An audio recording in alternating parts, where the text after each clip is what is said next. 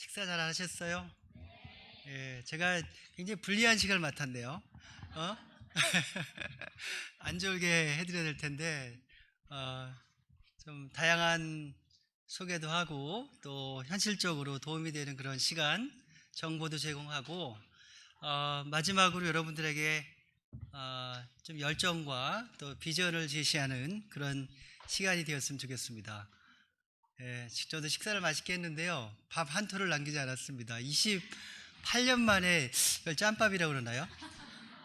식판에 밥을 먹어본 게 아주 오랜만이어가지고 제가 무학학사라는 곳에 있었는데 그 기숙사 생활할 때 먹었던 기억이 있어서 저희 아버님이 농부시거든요. 그래서 밥을 남기면 안 됩니다. 그래서 한 톨 한 톨 다 세가면서 제 옆에 계셨던 우리 회장님은 좀 남기셨던 것 같기도 하고 네, 그래서 잘 맛있게 잘 먹었고요. 환대해 주셔서 감사합니다. 어, 저도 사회복지사입니다.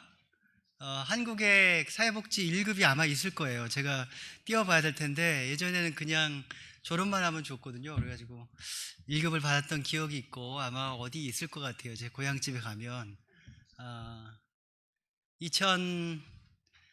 2000년에 저도 사회복지사로 잠깐 일을 했습니다. 2년 정도 일을 했고 유학을 가서 미국에서 석사를 마치고 정신건강 클리닉에 제가 잡을 잡았어요. 그래서 거기서 잡을 잡아가지고 지금까지 20년 동안 같은 기관에서 여전히 일을 하고 있고요. 그 다음에 또 최근에는 저는 이제 임상 실천하는 정신건강 사회복지사인데 학계 쪽으로 최근에 들어갔어요. 그래서 학계에는 이제 첫째 교수입니다. 그래서 여기 많은 훌륭하신 교수님들이 계시는데 여러 가지를 병행하고 있습니다. 그래서 오늘은 제가 이 정신건강, 미국의 정신건강 위기와 또 우리 사회복지사들의 역할이 어떤 건가에 대해서 말씀을 좀 드리도록 하겠습니다. 제가 2007년도에 하승창이라는 분이 제 The Child Center of New York이라는 기관이 있는데 제가 거기에 그때 센터장으로 일을 했었던 것 같아요. 그 플러싱 클리닉이라고 거기 많은 산하기관에 방문을 하신 적이 있어요. 연락을 하셔가지고 제가 뉴욕의 한인 사회복지사 협회 회장을 맡고 있었을 때였던 것 같아요. 그래서 그분이 오셔가지고 저한테 인터뷰를 했습니다. 그 중에서 제가 이렇게 좀 따왔는데요. 아이들의 우울증 발달장애 등 아동에 대한 심리 상담 치료를 하는 곳이란다. 아니 더 이상하네. 사회복지사가 정신과 상담도 합니까? 2007년도입니다. 그의 대답은 그렇다라는 것이었다. 이 센터는 사회복지사와 정신과 의사들이 함께 근무하고 있고 윤 회장은 그 중에 아시안계 사람들을 대상으로 하는 영역을 맡고 있다고 한다. 아무래도 주로 한인들이 자신을 찾는다고 한다. 이게 2007년도의 내용이었습니다. 10몇 년 전이네요. 굉장히 오래전 얘기였고요. 미국의 사회복지사의 지위나 역할은 한국과는 다른 모양이다. 훈련 정도에 따라 다르지만 대학을 졸업한 사회복지사들과 대학원을 나와서 자격증을 가진 경우가 다른데 자격증이 있는 경우에는 보험회사들과 연계하여 일할 수 있고 그 중에도 나중에 개업의처럼 개인 사무실을 열 수 있는 경우도 있다고 한다. 예, 이렇게 굉장히 신기하게 생각을 하셨었어요. 2007년도에 미국 사회복지사협회에 의하면 많은 사회복지사들은 윤 회장과 같은 상담 영역에 근무하고 있다고 한다. 특히 자격을 갖춘 사회복지사들은 개인적으로 개업도 가능한데 개업이 가능하게 된 사회복지사들이 커뮤니티의 어려운 사람들을 돌보는 일에 헌신하는 것에서 멀어지게 된다는 지적도 있는 것으로 보인다. 이런 지적도 좀 있었습니다. 이런 기사가 나갔을 때 이게 이제 오마이뉴스 기사였어요. 이분이 아마 청와대 시민사회 수석도 하시고 이런 분이었던 것 같은데 나중에 어떤 사회복지사가 댓글을 달았던 기억이 있습니다. 혹시 여기 안 계신지는 모르겠는데 제가 그분의 의견도 존중합니다. 근데 그분이 이게 어떻게 사회복지사냐? 사회복지사는 어려운 사람들을 돕고 가난한 사람들을 돕고 정의와 사회적 옹호를 하는 것이 사회복지가 아니겠는가, 이런 그 댓글이 있었어요. 제가 댓글을 달지는 않았지만 한국에서 사회복지를 이해하는 것이 미국과는 많이 다를 수 있겠구나, 이런 생각이 많이 들었습니다. 미국에서 제가 23년간을 있었기 때문에 미국의 이야기를 좀 하겠습니다. 네, 좀 한국하고 동떨어질 수 있겠지만 새로운 정부다라고 이해하셨으면 좋겠고요. 한국도 굉장히 우울증과 정신 문제가 굉장히 심해지고 있는데요. 미국도 사실 굉장히 심합니다. 미국 성인 5명 중 1명은 정신건강 문제가 있습니다. 21%죠. 매년 미국 성인 20명 중 1명은 심각한 정신건강 문제를 경험하고 있습니다. 5.6명이죠. 그러니까 심각한 정신 문제면은 뭐 조현병, 뭐 굉장히 그 Serious Mental Illness라고 그러거든요. SMI라고 하는데 그런 문제를 경험하고 있다라고 합니다. 인종별로 좀 달라요. 성소수자 거의 반이죠. 2명 중에 1명이 정신건강 문제가 있고요. 혼혈, 여러 가지 다양한 그 인종, 이렇게 혼혈 분들이 정신건강 문제가 굉장히 높습니다. 백인, 그 다음에 인디언, 알래스카 주민들, 그 다음에 아시안들을 보면 제일 낮게 나오죠. 14%. 그래서 아시안들이 뭐 정신건강 문제나 아니면 아동학대, 방임 이런 문제에서 수치상으로 굉장히 낮게 나오고 있어요. 그래서 이게 정확한 수치일지는 모르겠는데 아시안 분들이 조금 이런 문제에 대한 인식이 아무래도 좀 부족해서 답변을 잘 하지 않는, 부인하는 경우도 굉장히 많이 있습니다. 그래서 실제 이런 양적 연구에 의하면 아시안들이 굉장히 작게 나오고 있는 편입니다. 미국의 그 성인의 연간 정신건강 문제 통계를 보겠습니다. 우울증이 8.4%, 2,100만 명이죠. 미국의 인구가 얼마나 될까요? 2억. 어떤 분이 2억이라고 했는데 그러면 아마 미국이 사회 경제가 무너질 것 같아요. 3억이 훨씬 넘죠. 굉장히 큰 나라고 그 50개 주가 있고, 그죠? 그 뉴욕 주에 살고 있는데 뉴욕 주에 아마 사이즈가 한국 대한민국보다 클 겁니다. 예, 그 정도로 미국이 좀 광활하고 오신 분들도 굉장히 많이 있을 텐데 2,100만 명이 우울증이 있는 거죠. 그러니까 어마어마한 숫자인 거죠. 인구가 크니까. 조현병 1%, 조울증이 바이폴러가 2.8%, 불안 장애가 제일 많네요. 거의 20%가 됩니다. 미국에서는 불안 장애가 굉장히 많아요. 그래서 우리의 행복감을 좀 먹고 우리를 행복하지 않게 만드는 것이 우울증도 있겠지만 불안증이 있는 경우가 굉장히 많이 있습니다. 제가 불안증을 치료하는 전문가 중에 하나긴 해요. 그래서 불안증을 많이 치료하는데 저도 좀 있는 것 같습니다. 근데 이 전문적으로 불안증은 불안증의 증상은 누구나 있습니다. 그러니까 우리가 불안증을 없애는 게 아니에요. 그래서 불안증을 우리가 어떻게 관리하고 대처하고 살아가는지를 도와주는 것이 불안증의 치료입니다. 그죠? 그래서 또 PTSD가 있고요. 3.6%, 9 밀리언 정도가 있고요. 아무래도 한국보다 좀 높지 않을까요? 어떨지 모르겠는데 미국이 아무래도 파견 군인들이 굉장히 많잖아요. 그래서 PTSD가 이게 쉘 샥 신드롬이라고 그랬거든요. 1차, 2차 세계대전을 거치면서 PTSD가 이 정의가 형성이 되고 이렇게 발전이 된 건데, 군인들 그 증상을 보니까 이런 공통적인 증상이 있는 거예요. 그래서 PTSD가 발전이 된 게, 그래서 아마 미국이 아마 PTSD가 다른 나라에 비해서 조금 높은 편이고요. 가장 높은 나라가 있죠. 이따가 말씀드리겠습니다. 지금 말씀드리는 게 아니라 그 아일랜드, 제가 다른 강의하고 헷갈렸어요. 거기에 PTSD 강의가 있어가지고 거기에 보면 이제 그 노던 아일랜드, 최근에 조 바이든 대통령이 방문을 아마 했었을 거예요. 거기가 제일 높습니다. 왜냐하면 분쟁이 굉장히 많았거든요. 그래서 거기가 굉장히 높게 나타나고 있죠. 강박증, OCD, 그 다음에 경계선 인격장애, BPD라고 많이 하죠. 그래서 요거는 이제 뭐 변증법적 행동치료 이런 걸 가지고 많이 치료하는 병이 있는데 그게 이제 1.4% 정도가 됩니다. 미국 성인의 90%는 코로나 때 더 심해졌죠. 여기도 마찬가지인데요. 저도 그 코로나의 진원지 에픽센터인 그 뉴욕의 퀸스의 엘머스트 근처에 살고 있습니다. 엘머스트 병원이라고 혹시 들어보시는지 모르겠는데, 그 코로나가 막 심해졌을 때 제가 3월 1일 날인가 영국에 갔었어요. 어디 학교에 제가 입학하는 게 있어가지고 인터뷰를 가는데 거기서 한 명이 나왔다라는 얘기를 들었어요. 웨체스터에. 그게 처음에 뉴욕에서 나온 케이스였고요. 왔더니 이제 굉장히 많이 늘어났더라고요. 며칠 만에 왔더니. 그리고 나서 이제 뉴욕에 엘머스트 병원이 퀸스인데, 뉴욕에는 5개의 보로가 있어요. 그 중에 이제 한인들이 많이 살고 있는 곳이 퀸스라는 지역인데, 거기에 이제 우리 여러분들 아시겠지만 플러싱, 우리 한인들이 많이 살고 있는 그런 플러싱이 있습니다.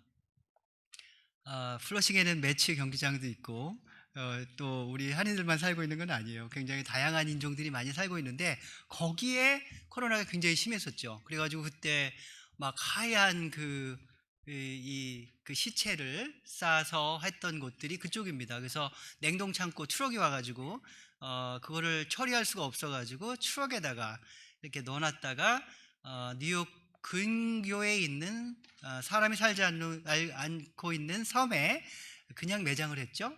예, 그런 거를 아마 뉴스에서 보셨을 거예요. 그게 이제 퀸스였습니다. 제가 거기에 살고 있었고요. 하여튼 미국이 굉장히 많이 코로나의 직격탄을 많이 맞았습니다. 다양한 인종들이 살고 있고, 백신 접종률이 낮았고, 마스크도 잘 쓰지 않고, 여러분들이 아마 아시겠지만 마스크 쓰냐 안 쓰냐 이거 가지고 한국 사회는 마스크를 다 쓰잖아요. 근데 거기는 마스크를 쓰라고 그러면은 싸움을 걸어요.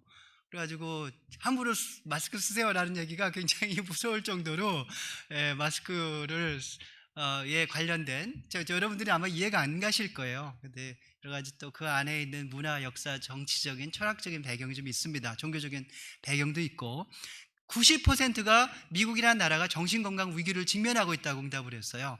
이게 이제 카이저 패밀리 재단하고 이게 이제 CNN인가요? 연구를 했는데 거기에서 이런 결과가 나왔습니다. 여기에 불안 및 우울 장애를 가진 성인의 비율이 35.9%, 4월 바로 터지고 나서 35.9%에서 별 변화가 없죠? 2023년 2월에 32.3%까지 갔죠? 거의 뭐 차이가 없습니다. 통계적으로. 그래서 우울과 불안을 가진 분들이 10명 중에 3명이 여전히 이런 어려움을 갖고 있다 보시면 되겠고요. 그럼 미국의 정신건강이 한국하고 굉장히 다릅니다. 그죠? 굉장히 한국하고 다른 체계가 있고요. 아까 제가 서두에 오프닝에서 제가 말씀드렸듯이 여러분들 사회복지사들, 또 사회복지를 공부하고 있는 여러분들의 역할과 미국에서 사회복지를 공부하고 역할을 하고 있는 분들의 차이가 굉장히 많이 있습니다. 그래서 그 차이를 알기 위해서 먼저 시스템, 정책 이런 것들을 보겠습니다. 정신건강 서비스 운영 주체가 굉장히 복잡합니다. 미국에는 아까 보건복지부의 국장님도 오시고 이렇게 귀한 자리를 마련해 주셨는데, 또 과장님도 오시고, 한국은 이렇게 중앙정부, 이렇게 지방정부에 의해서 일사천란하게 움직이는 그런 체계가 있잖아요. 근데 미국에는 굉장히 다양합니다. 각 주가 하나의 나라라 할 정도로 자치권이 굉장히 많이 강하고요. 자격제도, 면허제도가 각 주마다 다릅니다. 그런데 미국의 중앙정부의 이 정신건강 서비스 운영 주체가 있어요. 그게 연방정부의 Department of Health and Human Services, 약간 보건복지부 같은 거죠. 어마어마하게 큰 기관입니다. 정책, 예산, 보험, 연구, 안전 이런 걸 담당을 하고 있고요. 예산이 1,440억 불, 1억 불이 1조 3천억이거든요. 그러니까 1,000 하면 얼마입니까? 어마어마한 한 몇천조 되는 거죠. 그죠? 한 1,900조 되겠네요. 그죠? 굉장히 많은 예산을 담당하고 있는데, 그게 discretionary 예산이라고 그래가지고 이거는 의회의 승인을 받아야 되는 예산이에요. 그 예산만 이 정도 되는 거고요. 전체 예산은 1조 7조 억 불. 그러니까 계산이 안 되더라고요. 제가 아까 좀 따져봤는데 제 핸드폰 그 셀폰으로 계산이 안 되더라고요, 이게. 그래서 얼마 안 되는 여러분들이 상상을 해보시죠. 어마어마한, 아마 한국 예산보다 더 많지 않을까요, 교수님? 어떨지 모르겠는데 굉장히 많은 예산을 담당하고 있고요. 여기 메디케어, 메디케이드 이런 게 있어서 그래요. 왜냐하면 미국의 그 메디케이드 저소득층 보험하고 메디케어 65세 이상의 보험들이 그 의료보험 예산이 어마어마한 비용을 차지하고 예산을 차지하고 있습니다. 여러분들이 아시겠지만 그래서 1조 7조 억불, 어마어마한 예산을 가지고 있는 이 하나의 기관이 담당을 하고 있고요. 여러분들 아시겠지만 뭐 CMS라든지 뭐 CDC 같은 기관도 이 안에 있고요. 질병예방센터, 그 다음에 NIH, 여기 이제 NIH 기관에 NIMH가 있어요. National Institute of Mental Health라는 그런 기관이 있어서 연구를 굉장히 많이 하는데요. 저도 뭐 신청을 했는데 잘 안 되는 것 같아요. 지금 기다리고 있는데 그거 한번 되게 어렵습니다. 네. 이런 그 산하 기관들도 어마어마한 기관들이 이 안에 많이 있고요. 샘사라고 Substance Abuse Mental Health Services Administration 그래가지고 이 기관도 어마어마하게 큰 기관입니다. 정신건강, 약물, 마약청 뭐 이런 거죠. 그래서 여기에서 담당하고 있는 일들이 굉장히 많이 있겠죠. 그래서 미국의 그런 정신건강 서비스는 그 역사도 오래됐고요. 굉장히 많이 시간이 흐르다 보니까 복잡하지만 굉장히 유연하고 또 복잡하지만 굉장히 탄력성 있고 또 각 주와 연방 정부가 연계된 그런 그 분업 체계가 많이 그 형성이 많이 되어 있고요. 시간이 많이 돼서 그런 것 같아요. 그래서 아마 한국 사회도 계속 논의가 되겠지만은 그렇게 정착이 되어가는 과정이지 않나 하는 생각이 듭니다. 그럼 제가 있는 많은 50개 주를 제가 다 설명드릴 수는 없잖아요. 그리고 제가 전문가는 아니고 그쪽 주에 뉴욕주, 제가 알고 있는, 제가 살고 있고 일하고 있는 뉴욕주에 대해서 말씀을 좀 드리고자 합니다. 뉴욕주의 정신건강 서비스 운영 주체가 뭐냐면 뉴욕주도 어마어마한 예산이 있죠. 아마 대한민국 예산보다 많을 겁니다. 한 주 예산이 뉴욕 주정부의 뉴욕주 정신건강국이 있습니다. 그게 이제 OMH라고 그래요. 이 기관이 연간 70만 명 이상을 위한 정신건강 서비스 제공하는 주정부 관할 기관입니다. 산하 기관인 거죠. 근데 여러분들이 아시겠지만 미국은 민영화가 많이 되어 있어요. 그래서 여기도 한국도 굉장히 민영화가 많이 되어 있는데 그 민영화의 그 원류가 한류의 원류가 있듯이 민영화의 원류가 어디냐면 바로 미국이겠죠. 그래서 이제는 정신건강 서비스 이런 것들을 다 민간에서 위탁받아서 펀드, 그랜트 받아가지고 운영하는 그런 체계가 많이 형성이 되어 있습니다. 그래서 뉴욕주에 위치한 4,500개 정도의 프로그램이 있어요. 그래서 인가된 licensed clinics 뭐 프로그램 이런 것들이 있고요. 그 다음에 라이센스가 필요 없는 기타 기관까지 해가지고 4,500개 정도의 프로그램이 있는데요. 그거를 인가하고 관리 감독하는 그런 역할을 하고요. 뉴욕주에 24개의 주립병원이 있습니다. 한 개 주립병원이 아마 웬만한 대학교, 한국의 대학교 캠퍼스만 할 거예요. 제가 아까 밥 먹고 좀 둘러봤는데요. 이 정신 주립병원 하나의 기관이 아마 건물이 한 100개 정도 될까요? 제가 살고 있는 퀸스의 크리더몰 정신병원이 있는데 거기에 제가 한번 방문을 가본 적이 있어요. 근데 거기에 보니까 건물들이 셀 수가 없이 많이 있더라고요. 저는 이게 무슨 대학교인 줄 알았어요. 그 정도로 많이 있었고, 여러분들 아시겠지만 주립병원, 정신병원, 입원병원들이 이제는 모델이 많이 바뀌잖아요. 지역사회에 근거한 정신건강 서비스로 많이 가니까 그런 클리닉들, 그 병원들이 문을 많이 닫았죠. 문을 많이 닫고 있는데 사실은 닫으려고 하는데 많이 축소하는 분위기예요. 그래서 나머지 그 병원 건물들은 이제는 입원 병상을 다 없애고 거기에다가 이제 뭐 주거, 민간 재단이 운영하는 주거형 시설. 왜냐면 나와서 살아야 되잖아요. 아시겠지만 여러분들 미국의 홈리스 문제가 심하잖아요. 근데 홈리스가 있는 분들 의 많은 분들이 정신 문제 또 약물 마약 문제가 있습니다. 그래서 이분들이 살아야 되는 곳이 있기 때문에 그런 시설을 마련을 하거나 또 다른 서비스로 많이 전환이 되고 있고요. 이런 정신병원을 아예 문 닫는 게 굉장히 어려워요. 왜냐하면 제가 뭐 이렇게 감옥도 가보기도 하고, 왜냐면 제가 그 크리미널 그 이밸루에이션 같은 걸 많이 하거든요. 그래서 감옥에도 뉴욕에서 캐나다 근처까지 가가지고 8시간 운전해서 가서 그 수감자들의 정신 문제를 분석하고 리포트를 쓰기도 하고 이런 일들을 했는데, 그런 감옥이 있는 커뮤니티에는 감옥이 없으면 안 됩니다. 왜 그럴까요? 그것이 경제를 책임지고 있는 중요한 기관인 거죠. 그래서 주립병원을 아예 문 닫는 것이 굉장히 어려워요. 왜냐하면 지역 주민들이 반대하거든요. 어떤 면에서 여기는 혐오 시설이 될 수 있는데 거기는 그게 이제 거기에 사람들이 일하고요, 또 가족이 오고요, 경제가 또 운영이 되기 때문에 그렇게 혐오 시설로 보지는 않습니다. 그래서 반대하는 그런 경향이 있어요. 폐쇄를 반대하는 경향이 있습니다. 좀 다르죠, 여기하고. 24개 주립병원을 운영하는 것이 병상이 3,270개 정도가 있고요. 많지는 않죠. 80개의 외래병원, 아웃페이션 클리닉도 운영을 하고 직접적으로 운영하는 것들이에요. 이거는 뉴욕주 OMH가 1,200개의 주거형 병상이 있습니다. 베드가 그러니까 레지던셜 트리트먼트 퍼실리티라고 하는데 아마 여기도 있을 거예요. 그런 시설들이 있고요. 예산은 직원은 13,000명, 14,000명 정도가 되죠. 한 주에 정신건강청의 직원이 14,000명이 됩니다. 어마어마하게 굉장히 많은 직원이고요. 예산은 5.1 억불이면 얼마입니까? 한 8조 정도 되나요? 8조 정도, 7, 8조 정도 되는 그런 큰 예산을 운영하는 그런 기관입니다. 정신건강 서비스의 운영 주체, 그 다음에 그 민간이 있습니다. 아까 민영화 말씀을 좀 드렸는데요. 민영화된 비영리 정신건강 서비스가 있습니다. 영리 기관도 있습니다. 그렇지만 비영리 기관에서 운영하는 경우가 굉장히 많이 있고요. 입원 병원이 있죠. 인페이션트, 이런 콜롬비아 병원이라든지 뉴욕의 그레이시 스퀘어 하스피털이라든지 기억이 나실 수 있을 거예요. 그런 뉴욕 대학 병원이라든지 여기에 정신과 병동들이 있습니다. 거기에 이제 입원하는 병동들이 있는데 오래 입원하진 않아요.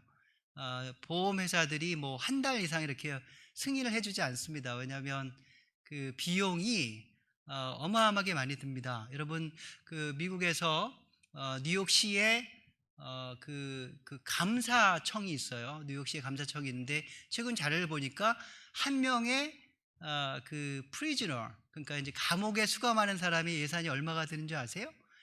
한 명 1년 수감하는데 50만 불이 듭니다. 6억 정도가 들어요. 6억 이상이 들어요. 그러니까 이 정신병원에 수감하는 사람들 1년을 만약에 그 병원에 있다 그러면 몇 억이 드는 거죠. 그러니까 어마어마한 예산이 들기 때문에 그 예산을 다 감당하기가 어렵습니다. 물론 또 다른 이유도 있죠. 그분들의 인권이라든지 또 약물의 어떤 발전에 의해 가지고 세컨드, third 안티사이클릭 메디케이션들이 많이 나오니까 그런 약들에 의해서 지역사회에서 치료를 받으면서 저렴한 비용으로 또 인권을 유지하면서 자기의 삶의 질을 유지하면서 살아가는 그런 정신치료 모델로 많이 바뀌었잖아요. 1980년대 이후에. 그래서 지금은 이제 이런 입원 병원에서 오래 입원하지는 않습니다. 낮병원이 있고요. 데이 하스피털이 있어서 출퇴근하는 거죠. 입원하지 않고 아침에 왔다가 5일 동안 프로그램 하고 이제 퇴근을 하는 거죠. 집에 가고 이런 것들이 있고, 아웃페이션 메나하스 클리닉, 외래 정신건강 클리닉들이 있고요. 그 다음에 정신건강 약물남용 통합 인가 클리닉이 있어요. 제가 2003년도에 사이키아트릭 소셜 워커라고 그때는 이름을 지었었어요. 지금은 이제 그런 말을 잘 쓰지는 않아요. 미국에서는 사이키아트릭 소셜 워커라는 말을 잘 쓰지는 않는데, 사실은 그게 이제 1930년대 40년대에 사이키아트릭 소셜 운동이 있었어요. 아주 오래전에 우리가 있었던 그런 운동 모델입니다. 그때 그 가이던스, 차일드 가이던스 센터라는 그런 센터들이 굉장히 많이 생겼는데요. 1920년대 30년대에 많이 생기기 시작해가지고 1950년대에 굉장히 전성기를 이루었죠. 제가 지금까지 일하고 있는 더 차일드 센터 오브 뉴욕이 퀸스 차일드 가이던스 센터였어요. 전 이름이. 그러니까 이런 기관이 저희 기관이 1953년도에 생겼는데 그때 6.25의 마지막 그 해였죠. 그때 정신과, 사회복지사, 심리학자들이 아동을 위한 정신건강 클리닉을 열었던 거죠. 몇십 년 전부터. 제가 굉장히 충격을 받았어요. 우리가 구루마를 끌고 있을 때 이 나라는 아동들의 정신건강을 위한 클리닉을 만들었구나, 이런 생각이 많이 들었습니다. 그때 사실 하나의 여담이지만 여러분들 정신심리 치료에 대한 어떤 그 이론들이나 그 발전 방향들이 있잖아요. 프로이드가 있죠. 프로이드가 이제 그 처음으로 사이코테라피를 만들었죠. 정신과 의사였죠. 그리고 이제 정신분석학이 발전이 됐죠. 그리고 나서 1920년대, 30년대 사회복지사들도 이런 정신 분석학에 근거한 이런 사회복지, 정신건강 사회복지 모델에 대한 관심을 많이 갖게 되고, 그때 이제 많이 그 이름이 그때 이제 생겨난 겁니다. 근데 그 여러분들 여담이지만은 그때 정신분석학은 뉴욕에 보면 뉴욕 사이키아트릭 뭐 사이코 애널리틱 인스티튜트 이런 기관들이 있어요. 정신분석 그거 굉장히 오래 걸립니다. 3년 4년 걸리고요. 수련 과정도 어려운데 그 훈련 과정에 의사들만 훈련을 했어요. 그 당시에 그런 시기가 있었습니다. 예, 예. 지금은 바뀌었죠. 예, 그러니까 그게 이제 시간이 걸리고 그런 그 역사적인 과정, 또 진통의 과정이 좀 있습니다. 여러 가지 이제 뭐 그룹홈이라든지 주거형 병원, 헬스홈이 있고요. 개인 병원을 할 수가 있고요. 저도 개인 병원을 가지고 있습니다. 개인 클리닉이 있어서 프라이빗 프랙티스를 하고 있고요. 그 다음에 뭐 여기에 또 주체들이 보험회사들이 있어요. 왜냐면 메디케어, 메디케이드들을 정부가 직접적으로 관리하는 뭐 의료보험관리공단이라고 그러나요?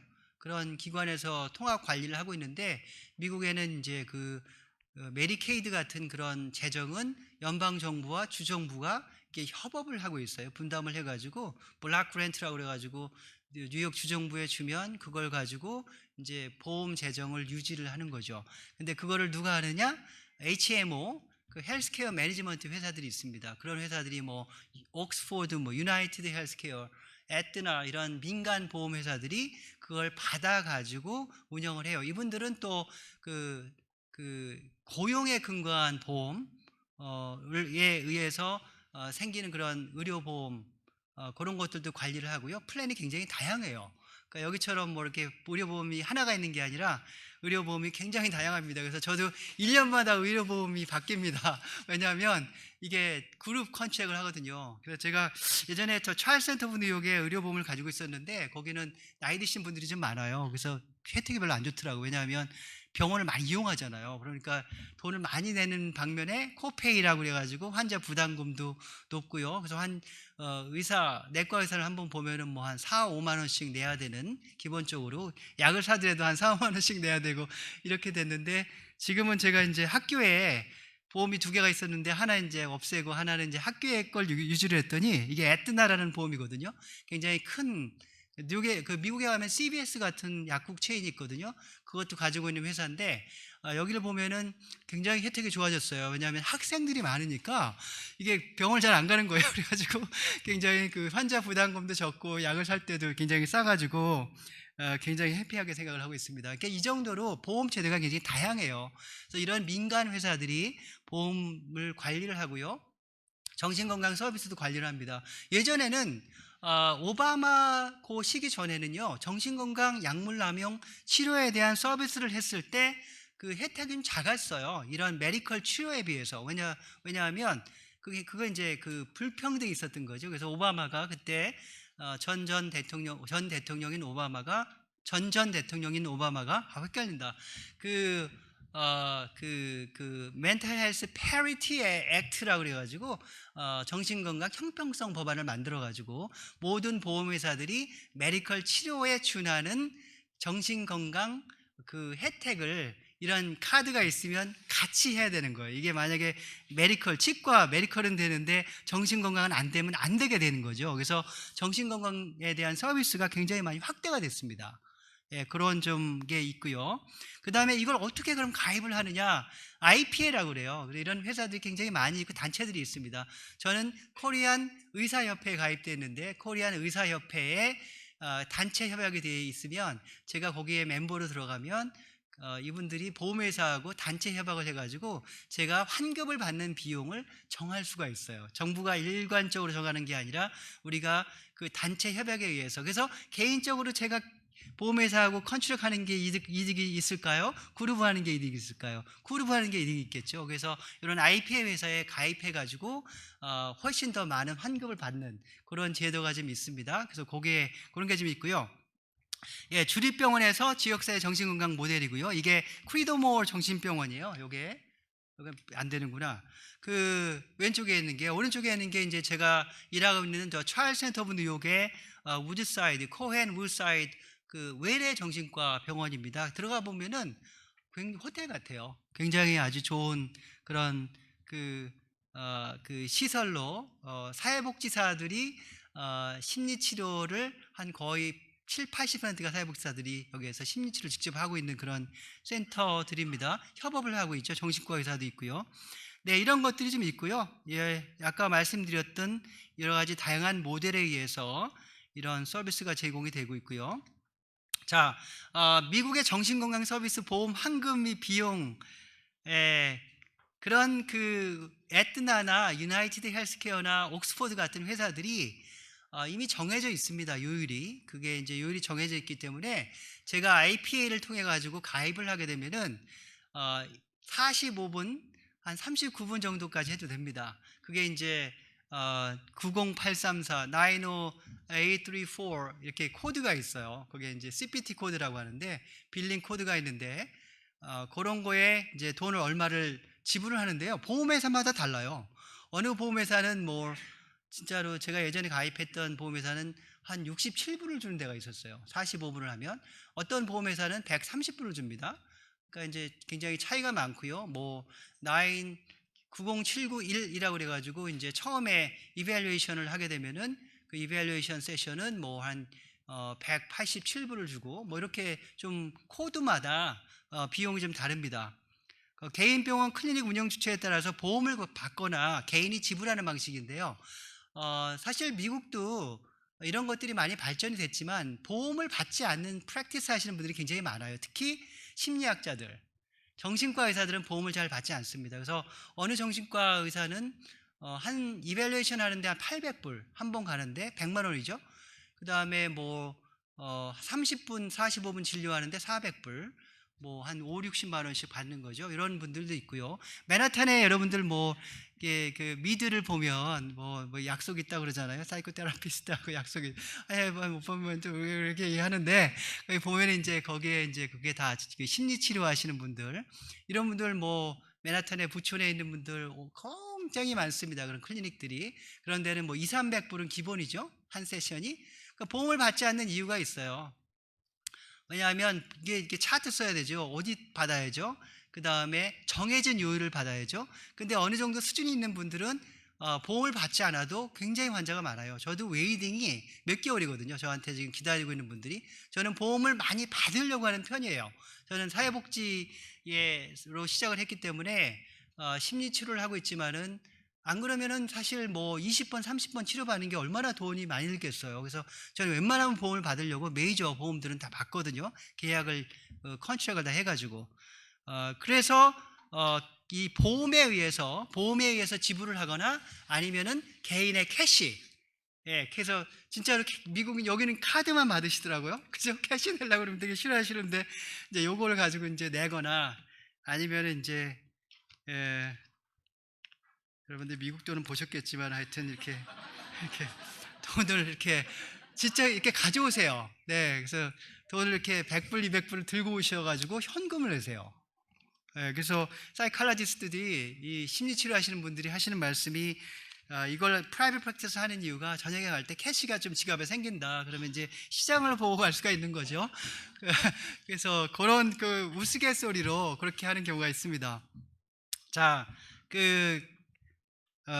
제가 이제 그 보험, 개인 클리닉의 보험 제도 말씀을 드렸고요. 치료 비용도 말씀을 좀 드렸습니다. 사실 미국도 정신건강 서비스의 접근성이 그렇게 높지는 않아요. 여러 가지 어려움이 많이 있습니다. 그래서 아까 지금 말씀드렸듯이 이런 그 기관들, 뉴욕주가 운영하는 기관들이 있고요. 또 뉴욕주 정신건강 관련 인력수를 보면 10만 명당 346명이에요. 아까 18명이었던 것 같아요. 여기에 정신건강 전문 요원이. 그러니까 굉장히 많죠. 몇십 배가 되는 것 같아요. 굉장히 많은 인력들이 일을 하고 있고요. 뉴욕주 사회복지사 자격이 두 가지가 있어요. 하나가 L 마스터 소셜 워커가 있고요. 라이센스드 면허가 있어요. 미국은 면허 제도가 있습니다. 이게 없으면 프랙티스를 못합니다. 라이센스 클리니컬 소셜 워커가 27,000명, L MSW가 29,000명 정도가 있고요.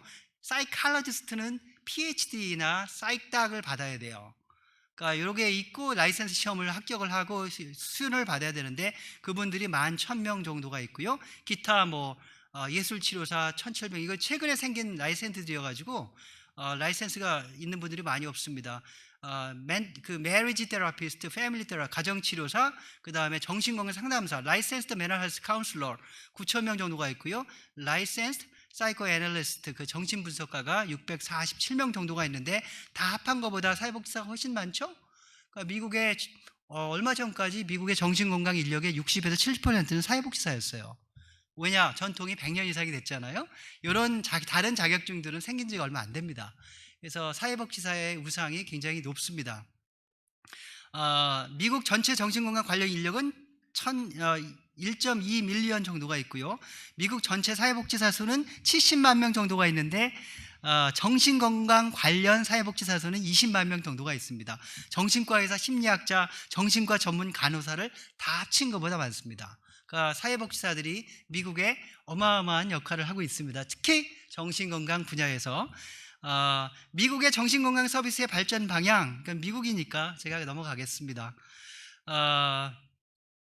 자, 미국의 정신건강 서비스에서 사회복지사의 역할이 어떤 건가 보면은요, 저는 LCSWR이라는 자격증이 있어요. 놀이치료사 국제 자격증이 있지만 이거는 서티피케이션이에요.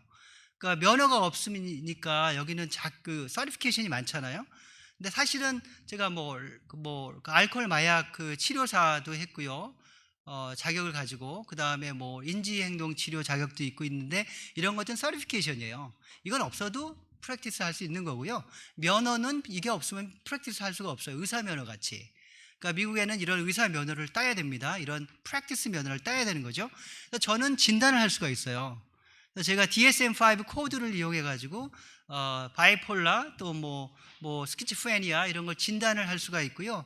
제가 법원이라든지 이런 데에 제가 리포트를 쓸 수가 있습니다. 제가 진단을 할 수 있는 그런 권한이 있는 거죠. 최근까지 정신건강 상담사나 다른 기타 사이칼라지스트 말고요. 다른 기타 정신건강 관련 전문인들은 진단을 할 수가 없었어요. 그래서 어떤 기관의 장들은 다 사회복지 임상사회복지사들이고요. 왜냐? 우리가 사인을 해줘야 되거든요. 그 권한이 있기 때문에. 그리고 진단할 수가 있기 때문에 진단하는 것이 저한테 와야 돼요. 그래서 제가 어프로브를 해줘야 돼요. 왜냐하면 그분들은 그런 권한이 없기 때문에. 그 정도의 어떤 사회복지사의 권한이 우상이 높다 이렇게 보시면 되겠고요. 대학원에서 제가 좀 배우는 걸 봤는데요. 어느 모 대학의 석사과정 마스터 오브 소셜 워크라고 그러나요? 여기가 봤더니 다 리서치 과목이더라고요. 리서치, 임상, 연구 이렇게 되어 있는데 미국은 다 임상이에요. 그래서 다 임상 위주가 됩니다. 그러니까 왜냐? 대학원을 졸업해도 임상을 할 수 있는 면허가 없잖아요. 그러니까 연구 중심으로 대학원 학제가 많이 만들어진 것 같습니다. 여기 보면 제가 가르치는 과목들인데요. 검사 진단도 가르치고요. 개인 개입, 가족 치료도 가르치고요. 집단 치료도 가르치고요. 인지행동 치료도 가르치고요. 놀이 치료도 가르치고요. 트라우마 기반 인포음드 케어도 가르치고요. 증거 기반 개입 기법도 가르치고요. 기타 굉장히 많은 임상 과목을 가르치고 있습니다. 라이센스 제도는 제가 이따 말씀드릴게요. 평생 교육, 인지행동 치료, 변증법적 행동 치료, EMDR, MBCT, MBSR 이런 놀이 치료, 정신분석 각종 치료를 계속 연구를 많이 하고요. 다양한 곳에서 근무를 합니다. 개인 클리닉도 운영을 하고요. 이런 병원에 일을 하거나 정부기관에 일을 하거나 그렇지만 개인 클리닉을 가지고 있는 분들이 굉장히 많아요. 그러니까 제가 잡이 3개가 있거든요. 풀타임 잡이 3개가 있었어요. 최근까지. 다양한 그 잡들을 유지를 할 수가 있어요. 그리고 사회복지사들은 잡이 한 2개, 2개씩 됩니다. 풀타임 잡이 있고 또 아웃페이션 클리닉에 퍼디엠이라고 해가지고 한 세션당 보면서 돈 받는 게 있고요. 아니면 자기 클리닉을 가지고 있는 경우도 있고 또 요즘에는 이제 텔레 사이코테라피 그래가지고요. 텔레 멘탈 헬스라고 그래가지고 IT 회사들이 그걸 만들어가지고요. 이 IT 회사들이 운영을 합니다. 그래서 우리가 IPA처럼 그걸 만드는 거예요. 그러면은 보험회사하고 협약을 해가지고 요일이 정해지는데 요일이 굉장히 좋아요. 그러니까 제가 한국에 있어도 환자를 봅니다. 왜? 온라인 줌을 통해 가서 환자를 보거든요. 빌링도 그냥 탁 클릭만 하면 바로 원클릭 빌링이 됩니다. 그러니까 고민할 거 없이 환자를 제가 많이 볼 수가 있고요. 제가 오픈하면 한 달에 웨이딩이 몇십 명씩 생깁니다. 주로 뭐 미국 사람들, IT, 뭐 실리콘밸리, 뭐 금융계 일하는 분들이 굉장히 많이 뭐 이렇게 이런 보험들이 있으니까 이걸 가지고 그 서비스를 신청하는 경우가 굉장히 많이 있어요. 그래서 그렇게 요즘 많이 해요. 미국에. 자, 그 The Child Center of New York이라는 기관인데요. 여기 보면은 제가 제일 오른쪽에 있는 게 제가 예전에 그 있었던 그 데이빗이라는 아이 치료했던 경우 선택적 한묵증이 있었던 아이인데요. 한마디도 못했는데 나중에 제가 치료를 해가지고 프레스 컨퍼런스도 하고 저희 기관이 한 4만 5천 명 치료하는 그 큰 기관이에요. 그 프로그램이 한 100개가 넘고 거기에 그 전체 갈라가 있어요. 갈라의 메인 스피커가 됐었어요. 그러니까 이제 이거 이제 그 선택적 한묵증을 치료하는 방법이 있습니다. 여러분들 아까 뭐 굉장히 많이 이렇게 인력, 요원, 뭐 훈련, 자격, 교육 얘기했는데 미국의 임상 사회복지사들은 그걸 직접적으로 합니다. 다. 그러니까 이걸 직접적으로 다 치료를 할 수가 있는 거죠. 이 친구는 이제 제 제자였는데 우드사이드에 있는 클리닉에서 잡을 잡아가지고 너 사진 찍어도 되냐 퍼미션을 받고 제가 찍은 건데 이렇게 개인 그 방이 있어서 여기 의사같이 이렇게 심리 치료를 하고 뭐 진단도 하고 이런 것들을 운영을 합니다. 자, 면허제에 대해서 제가 말씀을 드릴게요. 이게 굉장히 시간이 많이 걸립니다. 미국에서도 면허를 받으려면 뉴욕에서는요 사회복지 학부 졸업자에게 주의하는 면허가 없어요. 뉴저지는 있습니다. 라이센스드 그 소셜 워커라고 그래가지고 LSW라고 그러는데 주마다 달라요.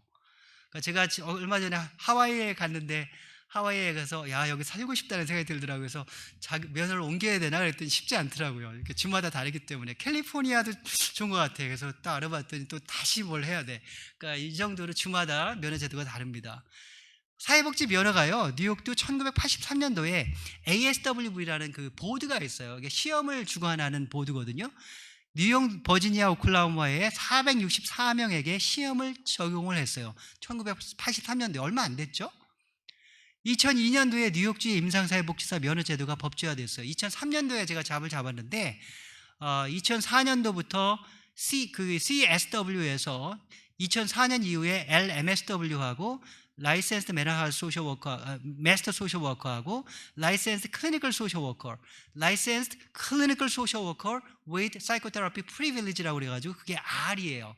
제가 가지고 있는 게 이제 최종인데 이걸 받으려면 6년에서 9년 정도가 걸립니다. 사회복지 면허는요 석사학위가 있어야 되고요.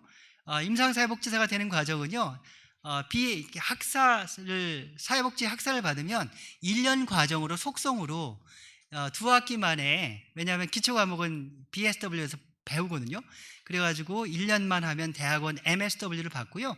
그 다음에 시험을 봐야 돼요. 바로 시험을 볼 수가 있습니다. 그리고 나서 3년 정도 수련을 하면 LCSW를 받는데 시험을 또 봐야 돼요. 시험이 2가지입니다. 그래서 임상시험이 더 어려워요. 그래서 근데 MSW 시험도 굉장히 어렵습니다. 그래서 그 시험에 합격을 하면 LCSW로 단독으로 프랙티스를 할 수 있는 게 LCSW가 있어야 돼요. 그리고 나서 3년을 더 풀타임으로 임상수련을 하면은 LCSWR을 줍니다. 요거는 또 다른 건데 그거는 사이코테라피 프리비지라고 그래가지고 저한테 환자들이 오면은 제가 인 네트워크 보험회사하고 컨트랙이 없는 보험회사들이 있어요. 워낙 많으니까 제가 컨트랙트 못 하거든요. 근데 그분들이 아웃페이션트 멘탈 헬스 베네핏이 있으면은 그분들이 리임버스먼트 환급을 받을 수가 있어요. 그거를 반드시 해줘야 된다는 것이 R 프리빌리지죠. 약간은 좀 명예로운 곳이 있지만은 그런 현실적인 그런 이유도 좀 있습니다. 기타 학사가 있는 분들도 마스터 과정에 올 수 있어요. 미국에서는 사회복지의 꽃은 대학원이에요. 그러니까 여기는 학부 위주잖아요. 미국에는 학부를 해가지고 뭘 할 수 있는 게 별로 없어요.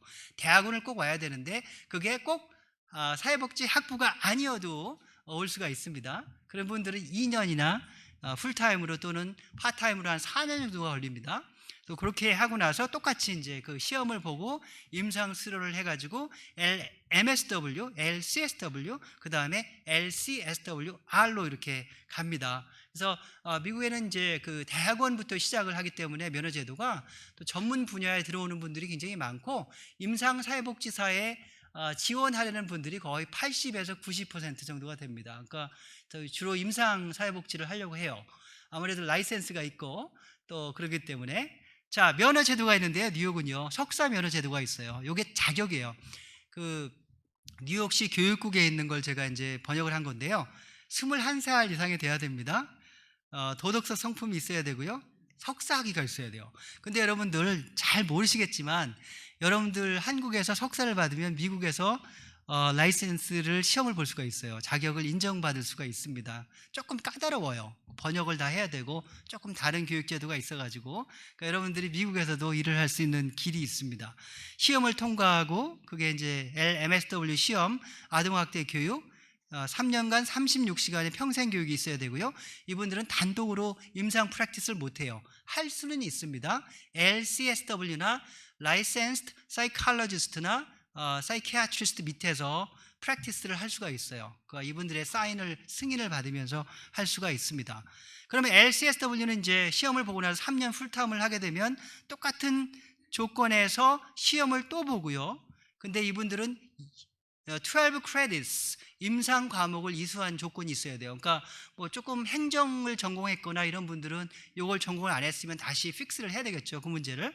그 다음에 이제 진단, 심리치료, 검사 기반 치료 계획 등 이런 것들을 하면서 36개월을 일을 하게 되면 시험을 볼 수 있는 자격이 생깁니다. 그 다음에 R은요, LCSW를 받고 나서 LCSWR이나 심리학자나 정신과 의사 밑에서 슈퍼비전을 받으면서 36개월 동안 추가적으로 해야 돼요. 이게 이제 그러면 LCSWR을 받게 됩니다. 자, 뭐 면허 제도가 한국은 아직 없어서 여러 가지 좀 그 논의가 많이 되고 있는 걸로 알고 있습니다. 그래서 여러분들이 임상사회복지사가 되면은, 제가 이제 사실 임상사회복지사고요, 교수 풀타임으로 일을 하고 있고, 지역사회 기관의 그 임원으로 일을 하고 있고, 개인 클리닉을 하고 있고, 아까 책을 말씀을 드렸는데 이게 사실은 사회복지사들이 주도해서 쓴 책입니다. 이민 역사 100년 넘은 역사에서 이런 정신건강 사회복지, 정신건강에 관련된 책이 처음 나온 거예요. 이런 책이 없습니다. 그래서 이걸 이제 사회복지사들이 주도해서 책을 썼다. 지금 이제 두 번째 책을 준비하고 있는데요.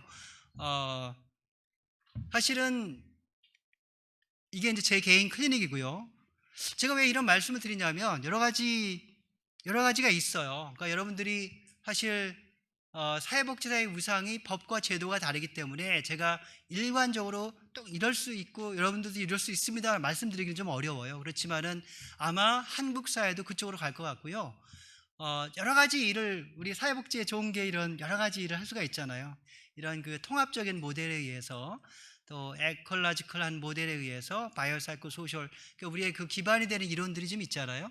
근데 우리가 다양한 분야에서 일을 할 수가 있고요. 임상도 할 수 있고, 여러 정책도 할 수 있고, 우리가 정의를 위해서 우리가 싸울 수도 있고, 여러 가지 일들을 우리가 할 수 있는 것이 사회복지라는 생각이 듭니다. 여러분들이 좋은 학문을 하고 계시고요.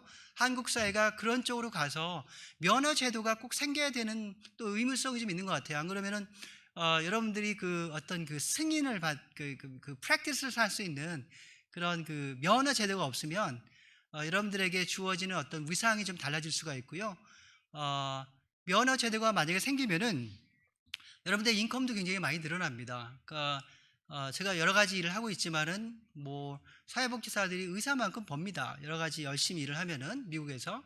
그러니까 여러분들에게 어떤 인컴도 늘어나고 또 여러분들의 위상도 늘어나고, 더 중요한 것은 제가 그 인지행동치료 웨비나를 해서 500명씩 매달 듣고 있었거든요. 여러분들 들으시는 분들이 계시는데 여러분들이 공공 영역에서 많이 일을 하고 계시기 때문에 이런 정신건강 전문 요원의 중추가 되셔가지고 많이 역량을 키우셔서 여러분들 사실 갈 수 있는 곳이 많이 없잖아요. 한국 분들이 약만 처방받을 수는 없잖아요. 그리고 어떤 직종의 세분화가 전문 영역이 있겠지만은 여러분들이 그 분야를 열심히 연구를 하시고 연마를 하셔가지고 우리 한국 사회 정신건강에 기여할 부분이 굉장히 많이 있는 것 같습니다. 그래서 여러분들이 그런 날이 꼭 왔으면 좋겠고요. 그걸 조금 이렇게 맛배기로 보여드려서 그런 기회가 돼서 제가 감사하게 생각을 하고 있습니다. 감사합니다. 네.